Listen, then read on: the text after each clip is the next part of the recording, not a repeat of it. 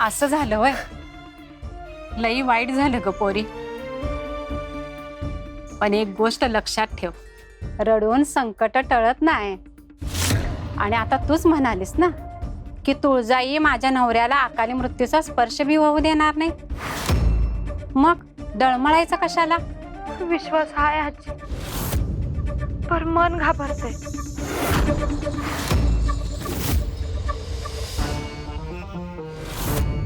जय तुळजा भवानी माते नमः, संकट हरिणी माते नमः, रक्षम देही बलम देही भक्तिम देही नमो नमः. ही घे तुळजाईची कवडेची माळ आणि ह्यो मंत्र. हे तुळजा भवानी माते, संकट दूर करणाऱ्या माते, मला तुझं संरक्षण दे, संकटांना सामोरं जाण्याचं बळ दे, तुझ्यावरली आढळ भक्ती दे. तुला माझा नमस्कार. रोज देईआईची पूजा करून ह्याचा जप कर. दिसभर उपास धर, रात्री एकदाच जेव. तुळजाईवरचा विश्वास ढळू देऊ नग. संकट आलंय पण तुळजाई बी तुझ्या संग हाय.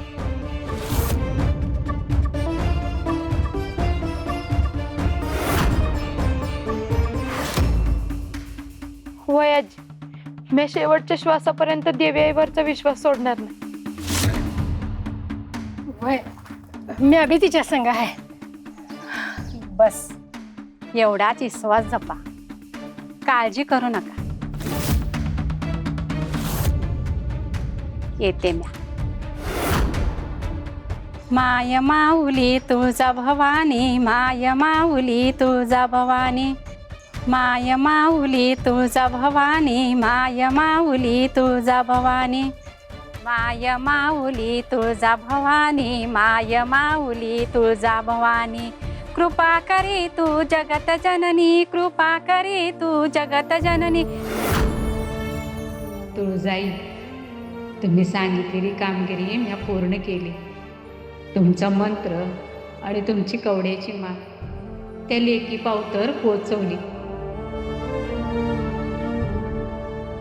तुझे खूप आभार आजी. आता तिच्या हातात मंत्र आहे आणि तिची अढळ श्रद्धा. आणि जिथे श्रद्धा अढळ असते तिथे नियतीलाही थांबावं लागतं. मालक, पण आता तुम्ही काय करणार आहे?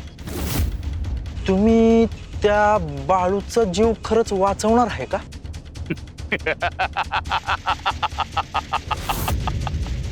अरे येणारच कर तू, म्या त्याला वाचवणार. अरे म्या तर त्याला अकाली मृत्यू यावा म्हणून प्रयत्न करतोय. अहो पण मालक, मग तुम्ही त्याच्या भावाला तसं का सांगितलं?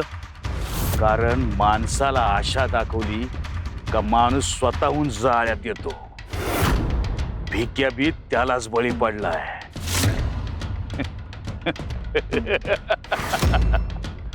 आता बाळू बी पडणार.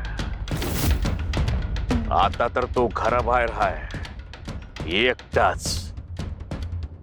शिदोरी घेऊन निघाला असेल, शेजारच्या गावात उकळी विकायला जात असेल.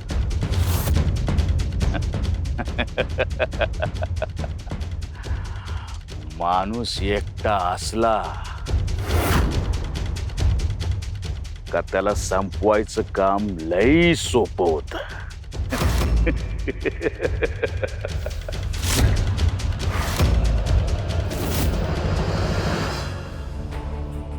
चालून चालून लय थकायला झाली, जरा विश्रांती घेतलेली बरी.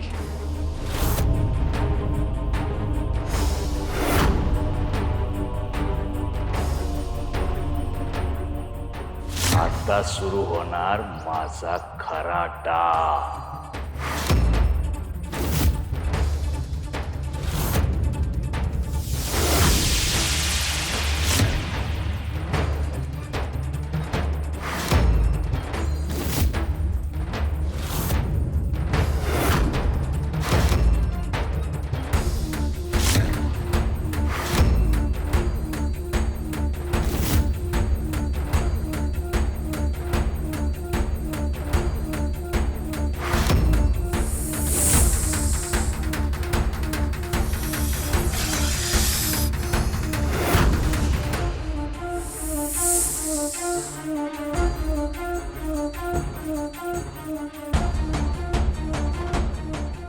लई विश्रांती झाली बाळू.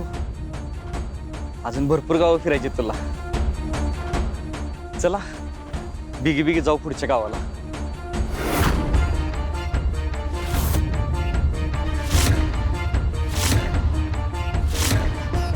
भुजंग आहे म्या भुजंग. एकदा का हा भुजंग डसला समोरचा तिथंच खपला.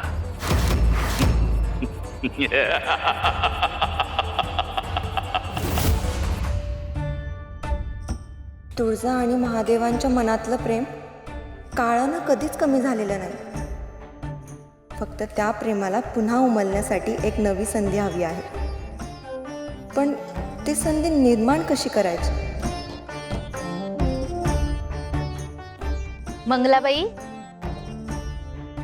अहो किती वेळ झालं शोधतीये मी तुम्हाला. बरं मला सांगा आज भोजनाचं काय करायचं? मी आज सांगते.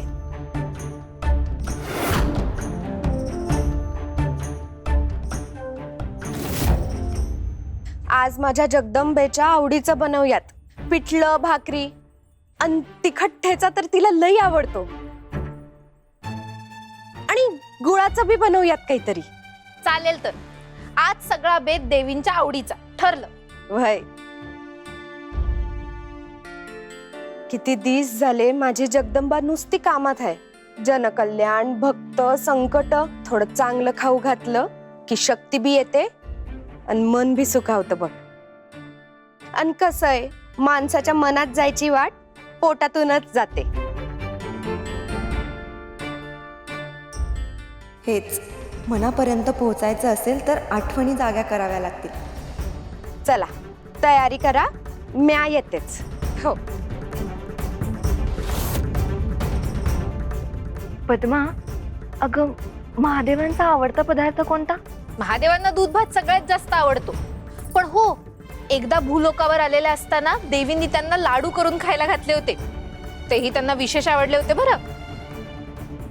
पण आत्ता का विचारताय हे? काय चर्चा चालली आहे?